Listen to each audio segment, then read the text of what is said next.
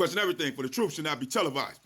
And that's for sure. So with that, you got Canton Police Department. And they was recently called out on a dispatch to go see about a car crash.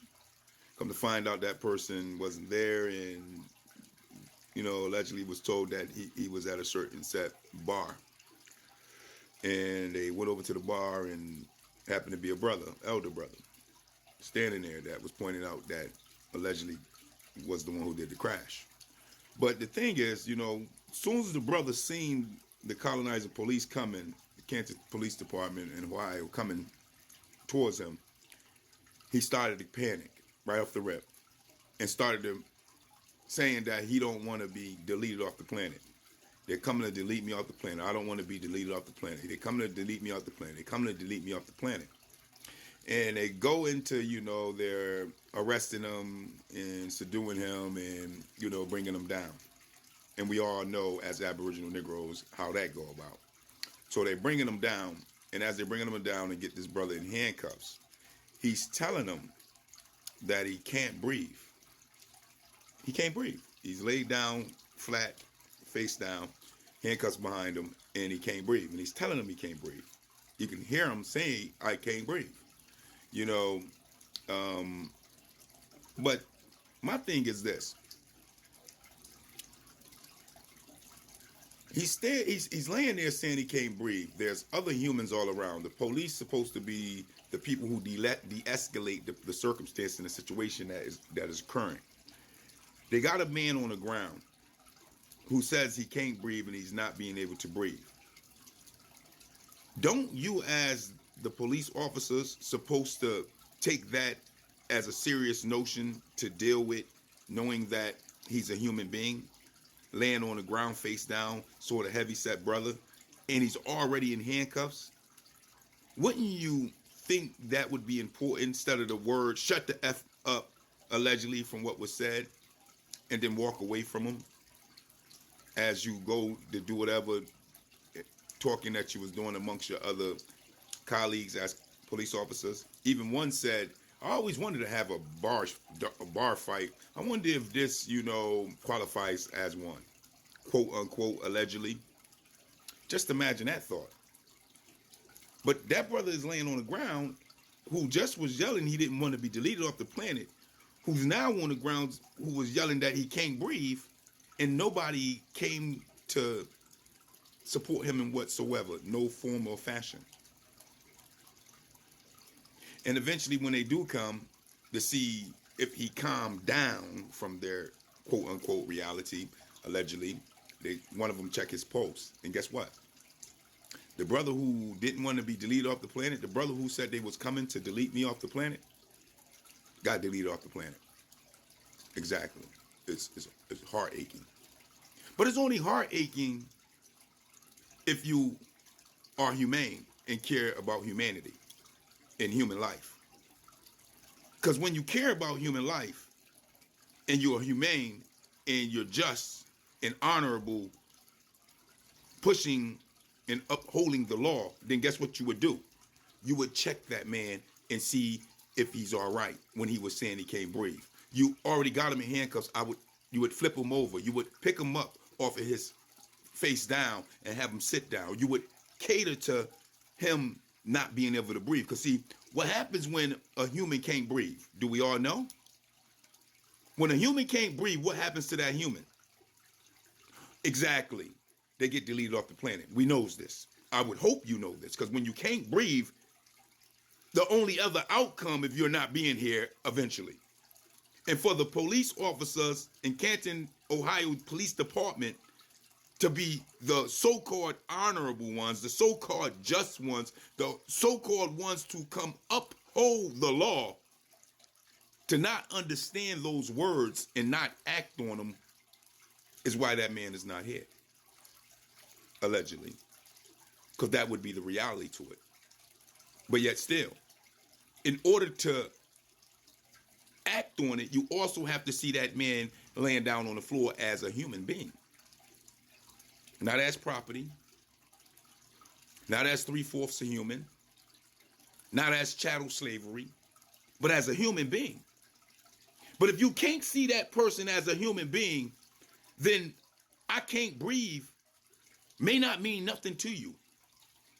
When a human is telling you they can't breathe, may not mean a thing. Because in your reality, maybe he's not human, right? Based off of the history of what we have, based off of being tied to the colonizers. Maybe that's not what I see when I see an Aboriginal Negro man or woman. Maybe I see something else when I'm from a different nation, and thus treat them as if they're something else because of who they are. Because at the end of the day, allegedly, this has happened more than not, you know? And it shouldn't happen at all when someone is openly telling you, who's already subdued, already in handcuffs, telling you, I can't breathe. I need help. I might got medical issues. I'm an elderly already. You can see that. When do you, as the human being, say to yourself, this person may need help. This human may need help. They're saying they can't breathe. Let me go through the procedures that I know that I'm supposed to be able to help this man or this woman. But in our case, as Aboriginal Negroes of America, we don't really get that at all.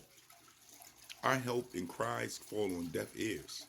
Because remember, if you see the video that's on YouTube of the man before he leaves the planet, he's already telling us, please, they're coming to delete me off the planet. Now, what did he know as an Aboriginal Negro man, seeing colonizers' cops come his way that we don't know? How did he know that that was what was going to happen to him, dealing with the colonizers' cops coming towards him? Did it have something to do with his history? Did it have something to do with what he has seen already and experienced in his life as a melanated being, as an Aboriginal Negro man, to where he had a thought and an opinion and understanding that this may be my last time being here? Did he know? Do we know something as a people, as a nation, on what's really going on when it comes to us dealing with the police departments, the cops, the officers of law? Do we see ourselves being treated different from other nations? Do we have some underlying understanding that when they come for us, we may be in danger instead of being helped, or instead of being brought down in a just manner? Do we have some inside thought that we don't get that type of treatment? For him to have already knew what was going to happen to him before it happened, and then we all that seen the video on YouTube have to watch it happen to him openly, and then you push that genetic immunity from law, or that complexion for protection from law. Will anything happen on the behalf of justice for him? Or would it just be another brother and another family losing their loved one unlawfully with an excuse that, hey, they was just doing their job? You don't have to pretty much listen to a person screaming that they can't breathe and need help, in need of your support, to be able to help them openly when they're saying they can't breathe. You just don't have to do that. Allegedly. For I don't know. My heart go out to his family. My condolences go out to his family. For that to be recorded and seen on YouTube, as he already said that may happen to him, really, really goes out to show what we are still dealing with and faced with to this day in 2024 under the United States, the greatest criminal empire to ever live. And with that, I just don't get it. I just don't understand it. But that is the question. You let me know. Praise, praise.